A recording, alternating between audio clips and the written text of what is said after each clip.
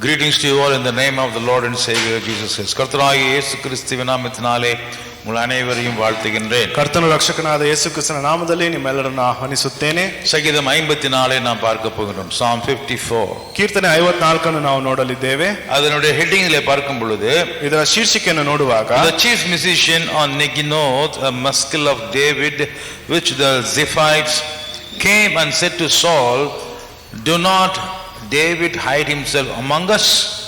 ಪ್ರಧಾನ ಗಾಯಕ, ಇದಕ್ಕೆ ಒಂದು ಶೀರ್ಷಿಕೆ ಇದೆ, ಅದನ್ನು ನಾವು ಓದುವುದಾದರೆ, ಪ್ರಧಾನ ಗಾಯಕನ ಕೀರ್ತನ ಸಂಗ್ರಹದಿಂದ ತೆಗೆದದ್ದು, ತಂತಿವಾದ್ಯದೊಡನೆ ಹಾಡತಕ್ಕದ್ದು, ಜೆಫೆಂಬ ಸ್ಥಳದವರು ಸೌಲನ ಬಳಿಗೆ ಬಂದು ದಾವಿದನು ತಮ್ಮಲ್ಲೇ ಅಡಗಿಕೊಂಡಿದ್ದಾನೆಂದು ತಿಳಿಸಿದಾಗ ದಾವಿದನು ರಚಿಸಿದ ಪದ್ಯ. சங்கீதம் 53 நம்ம படிக்கிற அதே சூழ்நிலையை தான் நாம் இங்கேயும் பார்க்கிறோம். The same situation that we have studied in the Psalm of 53. ಕೀರ್ತನೆ 53ರಲ್ಲಿ ನೋಡುವ ಅದೇ ಸಂದರ್ಭವನ್ನೇ ನಾವು ಈ ಕೀರ್ತನೆಯಲ್ಲಿ ನಾವು ನೋಡುತ್ತೇವೆ. இங்க பார்க்கும் பொழுது King Saul was after David, trying to take his life. Saul ராஜா என்ன செய்கின்றான்?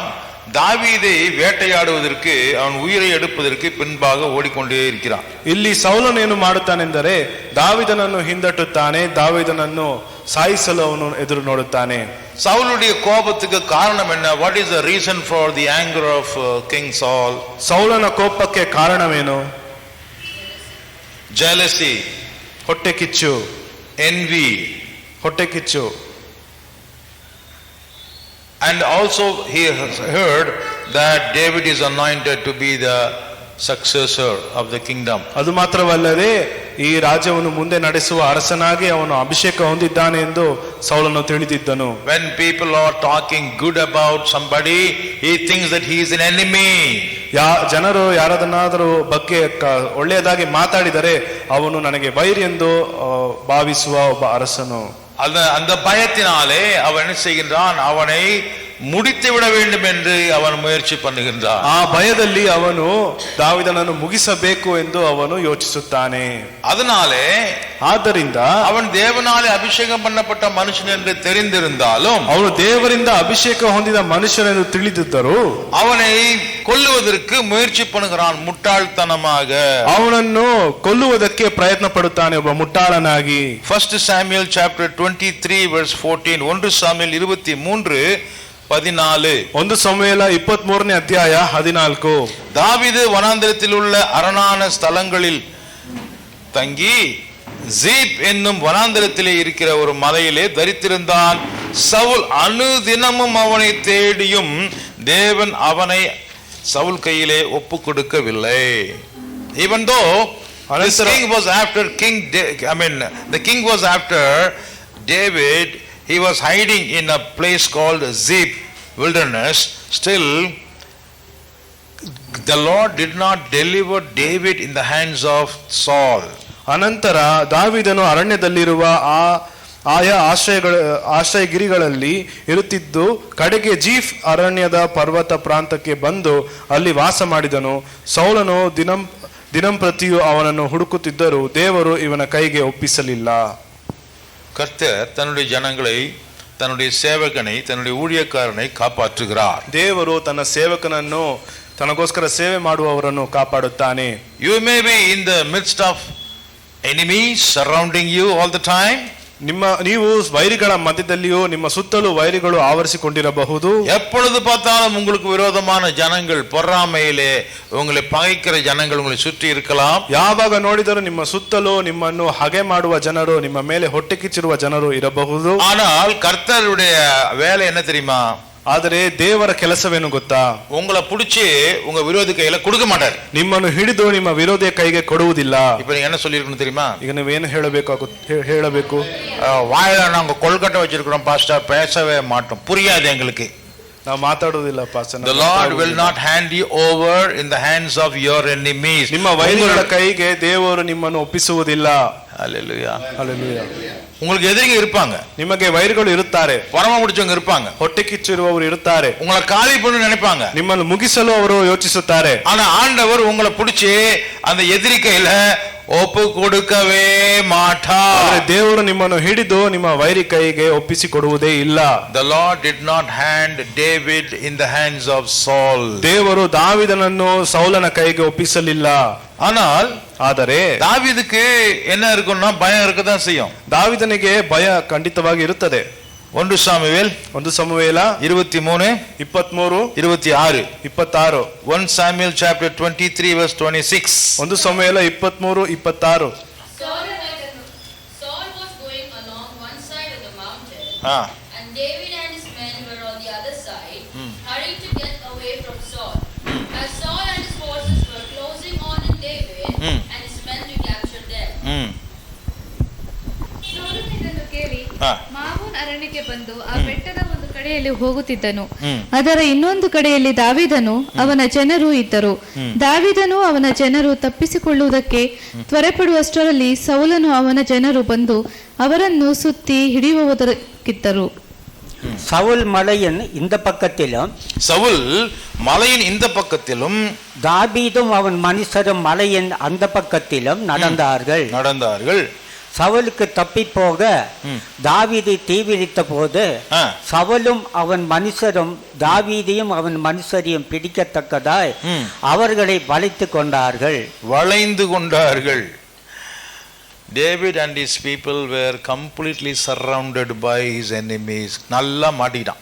ದಾವೀದನಿಗೂ ಅವನ ಜನರಿಗೂ ಸುತ್ತಲೂ ಸರಿಯಾದ ವೈರಿಗಳು ಬಂದು ನಿಂತುಕೊಂಡರು. எந்த பக்கமும் தப்பிக்க முடியாது.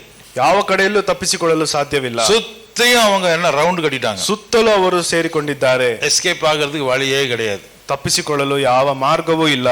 இப்போ என்ன பண்ணுவான் தாவீது? ಈಗ ದಾವೀದನು ಏನು ಮಾಡ್ತಾನೆ? ಸಂಗೀತ 54 பாடுவான். ஹல்லேலூயா. 54 ಅವನು ಹಾಡುತ್ತಾನೆ. ಕಷ್ಟ வரும் பொழுது, ಕಷ್ಟ ಬರುವಾಗ என்ன பண்ணுவாங்க? ಏನು ಮಾಡಬೇಕು? ஆண்டவரை நோக்கி பாட வேண்டும். ದೇವರ ಕಡೆಗೆ ನೋಡಿ ಹಾಡಬೇಕು. துன்பம் வரும் வேளையிலே சிரிங்க அப்படின்னு தமிழ்ல ஒருத்தர் சொன்னாரு. ಶೋಧನೆಯ ಸಮಯದಲ್ಲಿ ನೀವು ನಗಬೇಕು ಎಂದು ತಮಿಳ್ ಭಾಷೆಯಲ್ಲಿ ಒಬ್ಬರು ಹೇಳಿದರು. பைபிள் என்ன போட்டிருக்குது? ಬೈಬಲಲ್ಲಿ ಏನು ಬರೆದಿದೆ? When you are in suffering, you sing songs to the Lord. ನೀವು ಹಿಂಸೆಯಲ್ಲಿರುವಾಗ, ಶೋಧನೆ ಇರುವಾಗ ದೇವರಿಗೆ ಹಾಡನ್ನು ಹಾಡಿರಿ. Praise the Lord. Praise the Lord. ಸಂಗೀತம் இந்த 54 ಕೀರ್ತನೆ 54ರಲ್ಲಿ முதல் 3 வசனங்களிலே பார்க்கும்போது ಮೊದಲ 3 ವಾಕ್ಯಗಳನ್ನು ನಾವು ನೋಡುವಾಗ தேவனை நோக்கி அவன் ஜெபிக்கின்றான். ದೇವರನ್ನು ನೋಡಿ ಅವನು ಪ್ರಾರ್ಥಿಸುತ್ತಾನೆ. இது ஒரு பாடல், ಇದೊಂದು ಹಾಡು. ஆனா அந்த பாட்டுல என்ன இருக்குதுன்னு சொன்னா, ಆದರೆ ಈ ಹಾಡಿನಲ್ಲಿ ಏನಿದೆ ಅಂದರೆ he is explaining about his surrounding enemies and also he is praying to God. ತನ್ನ ಸುತ್ತಲಿರುವ ವೈರಿಗಳನ್ನು ಕುರಿತು ಹಾಡುತ್ತಾನೆ ಹಾಗೂ ದೇವರ ಬಳಿಗೆ ಅವನು ಪ್ರಾರ್ಥಿಸುತ್ತಾನೆ. இந்த பாடலிலே ஜெபமும் இருக்கிறது. ಈ ಹಾಡಿನಲ್ಲಿ, ಈ ಕೀರ್ತನೆಯಲ್ಲಿ ಪ್ರಾರ್ಥನೆಯೂ ಇದೆ. அவனுக்கு இருக்கிற சூழ்நிலையும் அவன் சொல்லுகிறான். ಅವನಿಗಿರುವ ಆ ಸಂದರ್ಭವನ್ನು ಕುರಿತು ಹೇಳುತ್ತಾನೆ. தேவனே, உமது நாமத்தின் நிமித்தம் என்னை ரட்சித்து உமது வல்லமையினாலே எனக்கு நியாயம் செய்யும். ದೇವರೇ, ನಿನ್ನ ನಾಮ ಮಹತ್ತಿನಿಂದ ನನ್ನನ್ನು ರಕ್ಷಿಸು, ನಿನ್ನ ಪರಾಕ್ರಮದಿಂದ ನನ್ನ ನ್ಯಾಯವನ್ನು ಸ್ಥಾಪಿಸು. தேவனே, ஆபத்து நாளிலே என்னோடு கூட இரும். ದೇವರೇ, ನನ್ನ ಪ್ರಾರ್ಥನೆಯನ್ನು ಲಾಲಿಸು, ನನ್ನ ಆಪತ್ತು ಕಾಲದಲ್ಲಿ ನನ್ನ ಜೊತೆ ಇರು. தேவனே, என் ஜெபத்தை கேளும். ದೇವರೇ, ನನ್ನ ಪ್ರಾರ್ಥನೆಯನ್ನು ಲಾಲಿಸು. என் வாயின் வார்த்தைகளுக்கு செவி கொடுங்க. ನನ್ನ ಬಾಯ ಮಾತುಗಳಿಗೆ ಕಿವಿಗೊಡು. அந்நியர்கள் கூட எனக்கு விரோதமாக எழும்புகிறார்கள். ಅನ್ಯರು ಕೂಡ ನನ್ನ ವಿರೋಧವಾಗಿ ನಿಂತಿದ್ದಾರೆ. அவங்க எதுக்கு என்னை துரத்துறாங்கன்னு எனக்கு தெரியல. ಅವರು ಏಕೆ ನನ್ನನ್ನು ಹಿಂದಟ್ಟುತ್ತಿದ್ದಾರೆ ಎಂದು ನನಗೆ ಗೊತ್ತಿಲ್ಲ. அவங்களுக்கு எனக்கு சம்பந்தமே கிடையாது. ಅವರಿಗೂ ಇದಕ್ಕೂ ಯಾವ ಸಂಬಂಧವೂ ಇಲ್ಲ. அவங்களுக்கும் எனக்கும் ஒரு சம்பந்தமே இல்ல, ஆனா என்னை துரத்துறாங்க. ಅವರಿಗೂ ನನಗೂ ಯಾವ ಸಂಬಂಧವೂ ಇಲ್ಲ, ಆದರೂ ನನ್ನನ್ನು ಹಿಂದಟ್ಟುತ್ತಾರೆ. கொடிய ஜனங்கள் என் உயிரை வாங்க தேடுகிறார்கள். ಕ್ರೂರ ಜನರು ನನ್ನ ಜೀವವನ್ನು, ಪ್ರಾಣವನ್ನು ತೆಗೆಯಲು ಬರುತ್ತಿದ್ದಾರೆ. தேவனை பற்றி அவங்களுக்கு கவலையே இல்ல. ದೇವರನ್ನು ಕುರಿತು ಅವರು ಲಕ್ಷಿಸುವುದೇ ಇಲ್ಲ. ஆனால் என்னுடைய உயிரை எதுக்கு எடுக்கிறதுக்கு நினைக்கிறாங்கன்னு புரியல. ಆದ್ರೆ ನನ್ನ ಜೀವವನ್ನು ಯಾಕೆ ಅವರು ತೆಗೆಯಲು ನೋಡುತ್ತಿದ್ದಾರೆ ಎಂದು ನನಗೆ ಗೊತ್ತಿಲ್ಲ. இங்கே தாவீது சொன்னது என்ன தெரியுமா? முக்கியமான ஒரு வார்த்தை. ಇಲ್ಲಿ ದಾವೀದನು ಹೇಳಿದ ಒಂದು ಮುಖ್ಯವಾದ ಪದ ಏನೆಂದರೆ, உம்முடைய நாமம் என்று சொல்கிறார். ನಿನ್ನ ನಾಮ ಎಂದು ಹೇಳುತ್ತಾರೆ. Lord, your name. ಯೆಹೋವನೇ, ನಿನ್ನ ನಾಮವು. In your name there is salvation. ನಿನ್ನ ನಾಮದಲ್ಲಿ ರಕ್ಷಣೆ ಉಂಟು. ஹல்லேலூயா. ಹಲ್ಲೆಲೂಯಾ. கர்த்தருடைய நாமத்திலே, ಯೆಹೋವನ ನಾಮದಲ್ಲಿ நமக்கு ரட்சிப்பு, ನಮಗೆ ರಕ್ಷಣೆ. மேலே வானத்திலும் கீழே பூமியிலும், ಮೇಲೆ ಆಕಾಶದಲ್ಲಿಯೂ ಕೆಳಗೆ ಭೂಮಿಯಲ್ಲಿಯೂ அவருடைய நாமமே அல்லாமல் வேறொரு நாமம் கட்டளையிடப்படவில்லை. ಆತನ ನಾಮವಲ್ಲದೆ ಬೇರೆ ಯಾವ ನಾಮವೂ ನಮಗೆ ಕೊಡಲಿಲ್ಲ. There is no other name other than the Lord Yeshua, so that the people can be saved. ஜனங்கள் ரட்சிக்கப்படும்படி இயேசு என்கிற பெயரை தவிர வேறொரு நாமம் இல்லை. ಜನರು ರಕ್ಷಣೆ ಹೊಂದುವುದಕ್ಕೆ ಯೇಸು ಎಂಬ ನಾಮ ಹೊರತು ಬೇರೆ ಯಾವ ನಾಮವೂ ನಮಗೆ ಕೊಡಲಾಗಲಿಲ್ಲ. அங்கேதான் அவன் தேவனுடைய நாமத்தை குறித்து சொல்லி இந்த ஜெபத்தை செய்கின்றான். ಅಲ್ಲೇ ಅವನು ಯೆಹೋವನ ನಾಮವನ್ನು ಹೇಳಿ ಪ್ರಾರ್ಥನೆಯನ್ನು ಮಾಡುತ್ತಾನೆ. இஸ்ரேல் தேசத்தில் ஒருவரை ஆசீர்வதிக்க வேண்டும் என்றாலும், ಒಬ್ಬರನ್ನು ಆಶೀರ್ವದಿಸಬೇಕೆಂದರೂ தேவனுடைய நாமத்தை சொல்லி ஆசீர்வதிப்பார்கள். ಯೆಹೋವನ ನಾಮವನ್ನು ಹೇಳಿ ಆಶೀರ್ವದಿಸುತ್ತಾರೆ. ஹல்லேலூயா, ಹಲ್ಲೆಲೂಯಾ. பரூக் ஹஷம், ಬರೂಕ್ ಹಶೆಮ್.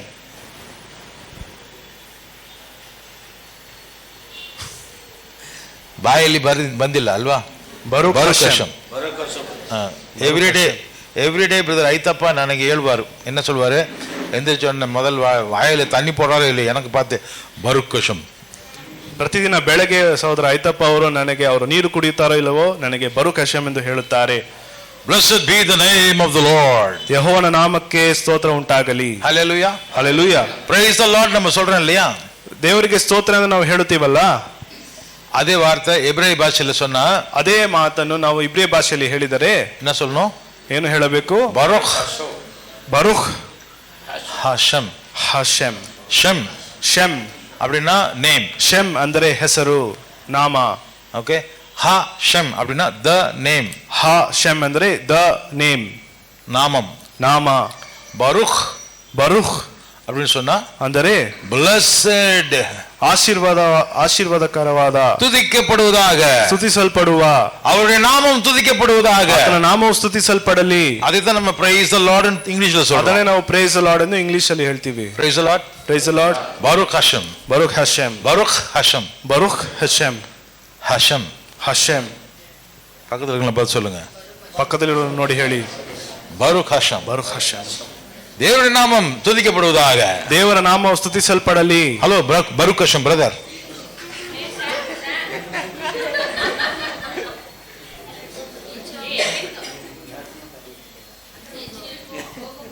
வாயில சொல்றா பருக் ஹஷம்.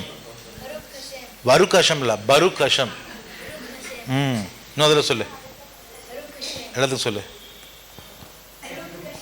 ஆமென். ஹல்லேலூயா. ಹಲ್ಲೆಲೂಯಾ. ஆண்டவருடைய நாமத்திலே, ಯೆಹೋವನ ನಾಮದಲ್ಲಿ நமக்கு ரட்சிப்பு, ನಮಗೆ ರಕ್ಷಣೆ. praise the Lord. Praise the lord. அதனால ಆದ್ದರಿಂದ சுத்தி எதிரிங்க இருந்தா என்ன, விரோதிங்க இருந்தா என்ன, பொறாம பிடிச்சவங்க இருந்தா என்ன, ஐ டோன்ட் கேர். ಸುತ್ತ ವಿರೋಧಿಗಳಿದ್ದರೇನು, ಶತ್ರುಗಳಿದ್ದರೇನು, ಹೊಟ್ಟೆ ಕಿಚ್ಚು ಉಳ್ಳವರು ಇದ್ದರೆ ಏನು, ನನಗೆ ಯಾವ ಒಂದು ಚಿಂತೆ ಇಲ್ಲ. I will praise my God. Let your name be blessed. Let your name be praised. ನನ್ನ ದೇವರನ್ನು ನಾನು ಸ್ತುತಿಸುತ್ತೇನೆ, ಆತನ ನಾಮಕ್ಕೆ ಸ್ತೋತ್ರ ಉಂಟಾಗಲಿ. Baruch Hashem. ಬರುಖ್ ಹಶೆಮ್. Hallelujah. ಹಲ್ಲೆಲೂಯಾ. கர்த்தருடைய நாமம் என்றென்றைக்கும் துதிக்கப்படுவதாக, ஸ்தோத்திரிக்கப்படுவதாக. ಯೆಹೋವನ ನಾಮವು ಎಂದೆಂದಿಗೂ ಸ್ತುತಿಸಲ್ಪಡಲಿ. 4வது வசனம் 5வது வசனத்தில் பார்க்கும் பொழுது 4-5 ವಾಕ್ಯಗಳನ್ನು ನಾವು ನೋಡುವಾಗ அவன் எதற்காக கர்த்தரை நோக்கி பார்க்கிறான்? ಅವನು ಯಾವುದಕ್ಕಾಗಿ ದೇವರ ಕಡೆಗೆ ನೋಡುತ್ತಾನೆ? Why he is lifting up his eyes above the heavens, above anything and everything, is because he is looking for help from the Lord. ஏனென்றால் அவன் கர்த்தருடைய உதவியை, சகாயத்தை அவன் தேடுகின்றான். ಏಕೆ ಅವನು ಆಕಾಶದ ಕಡೆಗೆ, ಪರಲೋಕದ ಕಡೆಗೆ ಅವನು ನೋಡುತ್ತಾನೆ? ಏಕೆಂದರೆ ಅವನು ಸಹಾಯಕ್ಕಾಗಿ ಹುಡುಕುತ್ತಿದ್ದಾನೆ. அவனுக்கு ஒரு நம்பிக்கை இருக்குது, ಅವನಿಗೆ ಒಂದು ನಂಬಿಕೆ ಇದೆ, ஒரு நிರೀட்சை இருக்குது. ಒಂದು ನಿರೀಕ್ಷೆ ಇದೆ. அது என்ன தெரியுமா? ಅದೇನೆಂದರೆ கர்த்தரை நம்புகிறவர்களுக்காகத்தான் அவர் ஆயத்தமாயிருக்கிறார் உதவி செய்வதற்கு. ದೇವರನ್ನು ನಂಬುವವರಿಗೋಸ್ಕರ ದೇವರು ಸಹಾಯ ಮಾಡುವುದಕ್ಕೆ ಸಿದ್ಧನಾಗಿದ್ದಾನೆ. Psalm 54 verse 4. ಕೀರ್ತನೆ 54 ವಾಕ್ಯ 4. இதோ தேவன் எனக்கு சகாயர், ஆண்டவர் என் ஆத்துமாவை ஆதரிக்கிறவர்களோடே இருக்கின்றார். ಇಗೋ ದೇವರೇ ನನಗೆ ಸಹಾಯಕನು, ಕರ್ತನೇ ನನ್ನ ಪ್ರಾಣವನ್ನು ಕಾಪಾಡುವವನು. ಆಮೆನ್. ಆಮೆನ್. எனக்கு ஆதரவு தரவங்களோட, ನನಗೆ ಆದರಣೆಯನ್ನು ಕೊಡುವವರಿಗೆ தேவன் உதவி செய்கிறாராம். ದೇವರು ಸಹಾಯ ಮಾಡುತ್ತಾನಂತೆ. அவங்களோட தேவன் இருக்கிறார்.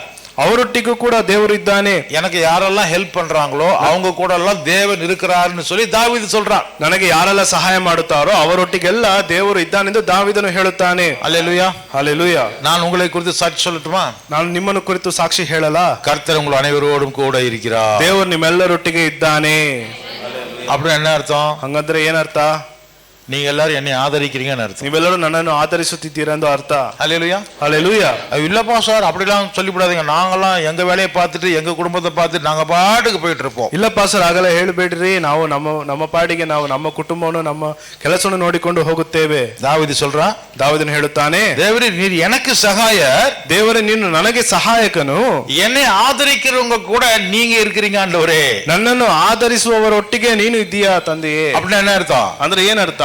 எனக்கு யாரெல்லாம் சப்போர்ட் பண்றாங்களோ ஆக்சுவலா அவங்கள நீர் தான் உபயோகப்படுத்துகிறீர். ನನಗೆ ಯಾರೆಲ್ಲ ಸಹಾಯ ಮಾಡುತ್ತಾರೋ ನಿಜವಾಗಿ ಅವರನ್ನು ನೀನು ಬಲಪಡಿಸುತ್ತಿದ್ದೀಯಾ.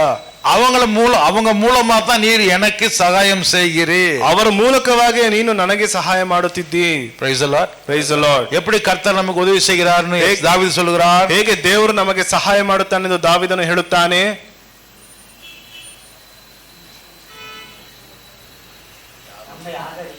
ஆமென். எல்லாரும் கை தட்டுங்க. கம்ப்யூட்டருக்கு ஒரு ஆத்மா நல்லா கவனிக்குது.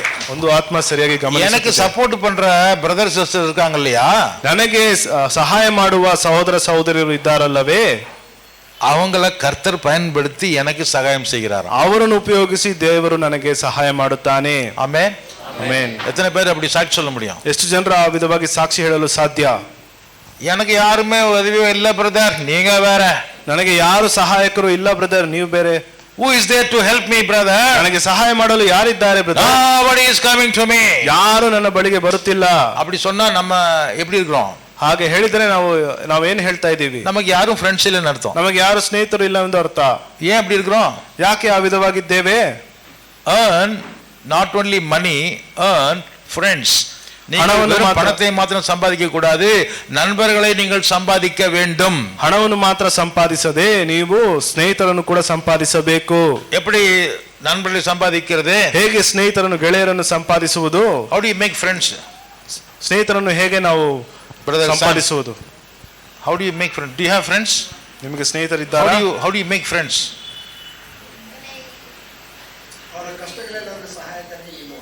Sam சொல்லுங்க.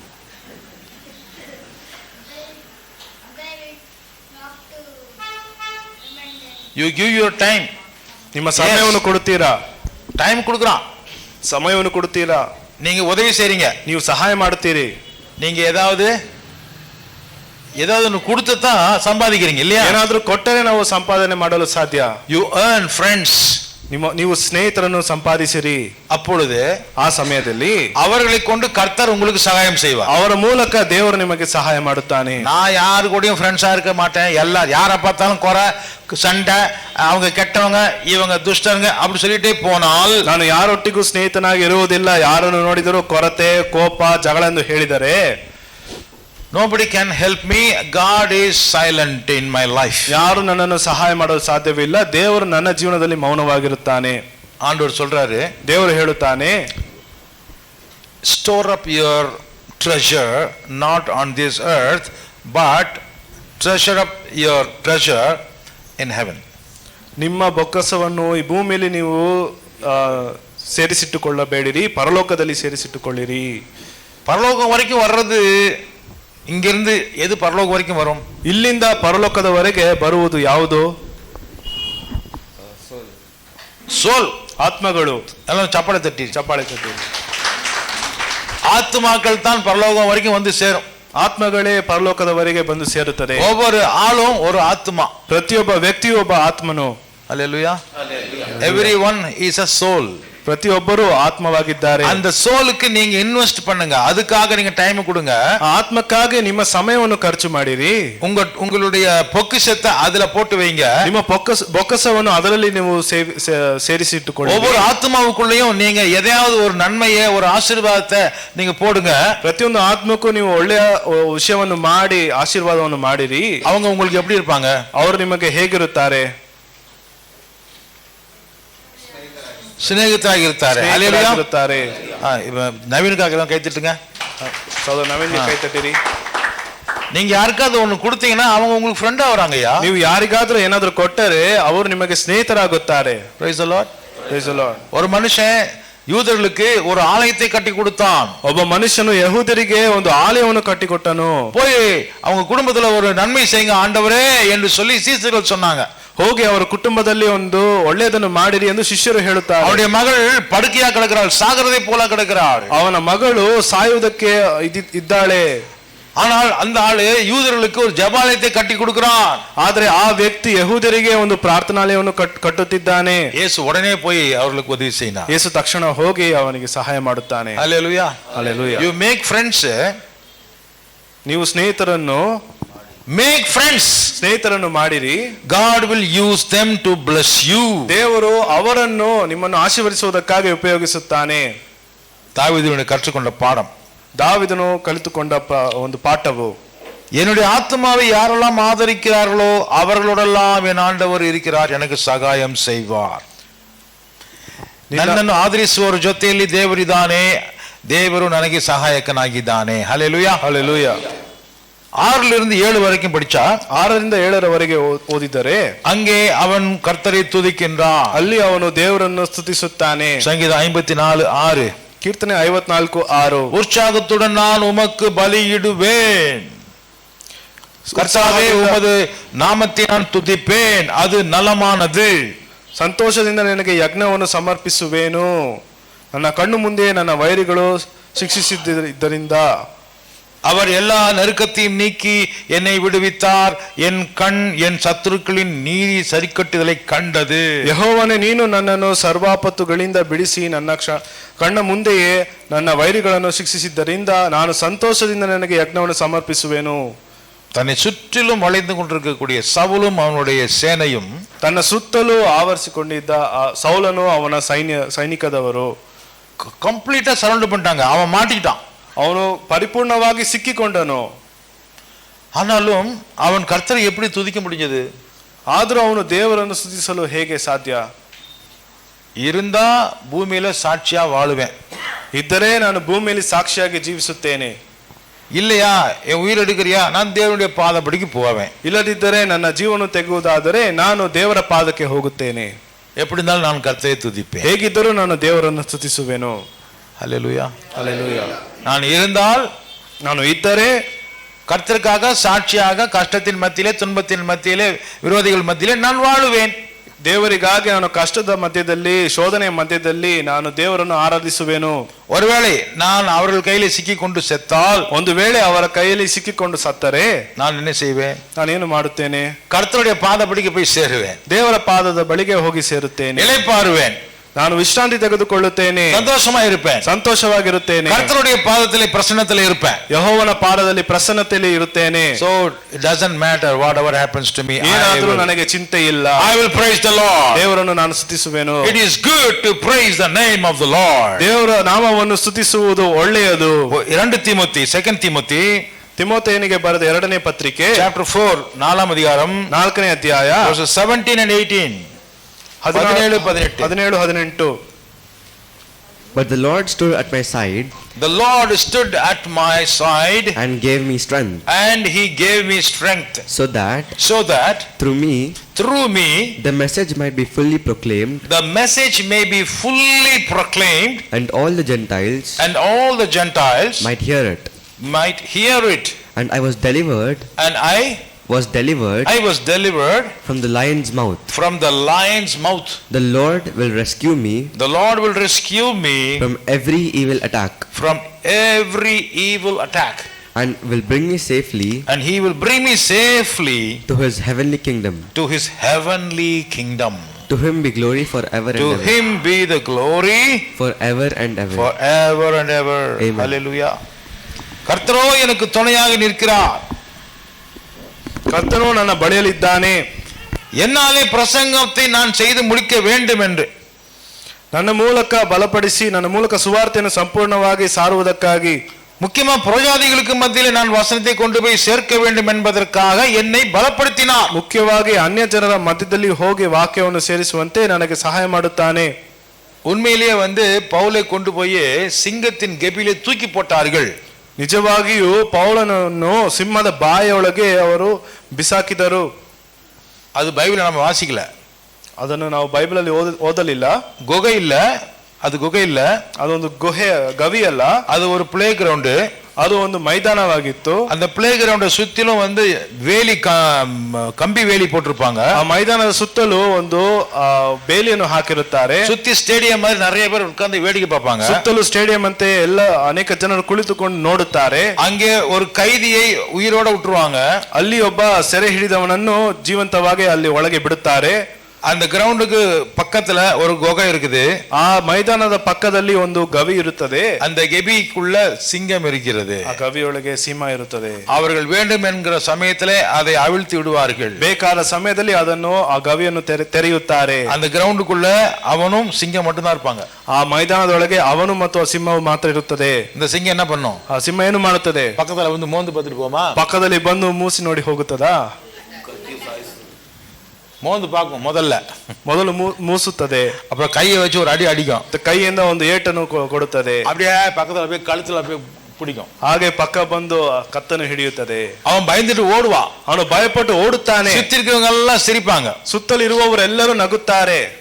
இதை வேடிக்கை பார்க்கிறவங்க ரோமன் கவர்மெண்ட்ல இருக்கக்கூடிய அதிகாரிகள். ಇದನ್ನು ನೋಡುವವರು ರೋಮಪುರದ ಸರ್ಕಾರದಲ್ಲಿರುವ ಅಧಿಕಾರಿಗಳು. பெரிய பெரிய பணக்காரர்கள் காசு கொடுத்து டிக்கெட் வாங்கிட்டு வந்து வேடிக்கை பார்ப்பாங்க. ದೊಡ್ಡ ಶ್ರೀಮಂತರು ಐಶ್ವರ್ಯವಂತರು ಹಣವನ್ನು ಕೊಟ್ಟು ನೋಡಲು ಬರುತ್ತಾರೆ. இந்த மாதிரி சுவிசேஷத்தை பிரசங்கம் பண்ணின காரணத்திற்காக, ಈ ವಿಧವಾಗಿ ಸುವಾರ್ತೆಯನ್ನು ಪ್ರಸಂಗ ಸಾರಿದ ಒಂದು ಕಾರಣಕ್ಕಾಗಿ பவுலை கொண்டு போய் தூக்கி போட்டார்கள். ಪೌಲನ್ನು ಈ ಮೈದಾನದಲ್ಲಿ ಬಿಸಾಕಿದರು. சிங்கம் என்ன பண்ணுச்சு? ಸಿಂಹವು ಬಂದು ಏನು ಮಾಡಿತು? இல்ல, பெட் டாக் மாதிரி வந்து உட்காந்துக்குச்சு. ಒಂದು ನಾಯಿ ಮರಿಯಂತೆ ಬಂದು ಕುಳಿತುಕೊಳ್ಳಿತ್ತು. அல்லேலூயா. அல்லேலೂಯಾ. எத்தனை பேர் வீட்டுல நாய் வளர்க்கீங்களோ தெரியல. ನಿಮ್ಮ ಮನೆಯಲ್ಲಿ ಎಷ್ಟು ಜನರು ನಿಮ್ಮ ಮನೆಯಲ್ಲಿ ನಾಯಿ ಇಟ್ಟಿದ್ದೀರಾ, ಸಾಕಿದ್ದೀರಾ ಗೊತ್ತಿಲ್ಲ. இல்ல, நாய் வச்சிருக்கவங்களும் ஐஸ்வர்யவான்களா ஏற பாருங்க, பாத்துக்குங்க. ನಾಯಿ ಇಟ್ಟುಕೊಳ್ಳಿ. லாசர் மாதிரி இருக்கவங்க மேல போயிருவான், அப்புறம் பாத்துங்க. Praise the Lord. சரி, தப்பில்லை.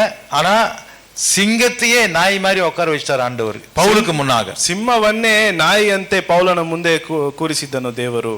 அந்த நாய் மாதிரி சிங்கம் உட்காந்துட்டு வாலாடிட்டு உட்காந்துட்டு சிரிச்சுக்கிட்டு போயிருச்சு, சாப்பிடவே இல்லை. ಒಂದು ನಾಯಿಯಂತೆ ಆ ಸಿಂಹವು ಬಾಲವನ್ನು ಅಲ್ಲಾಡಿಸಿಕೊಂಡು ಕುಳಿತುಕೊಂಡು ಅದು ಹೋಯಿತು, ಏನು ಮಾಡಲಿಲ್ಲ. என்னை சுற்றிலும் எதிரிகள் சுத்தி இருக்கிறார்கள், ನನ್ನ ಸುತ್ತಲೂ ವೈರಿಗಳು ಇದ್ದಾರೆ.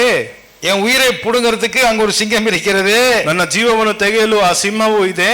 அந்த சிங்கத்தின் வாயிலிருந்தும் இந்த ஜனங்களின் வாயிலிருந்தும் நான் ரட்சிக்கப்பட்டேன் என்று பவுல் இங்கே சாட்சி சொல்கிறார். ಸಿಂಹದ ಬಾಯಿಂದಲೂ ಈ ಜನರ ಒಂದು ಕೈಯಿಂದಲೂ ದೇವರು ನಮ್ಮನ್ನು ತಪ್ಪಿಸಿದರು. கர்த்தர் எல்லா தீமையிலிருந்தும் என்னை ரட்சித்தார். ದೇವರು ಎಲ್ಲಾ ಒಂದು ಕೇಡಿನಿಂದ ತಪ್ಪಿಸಿದನು.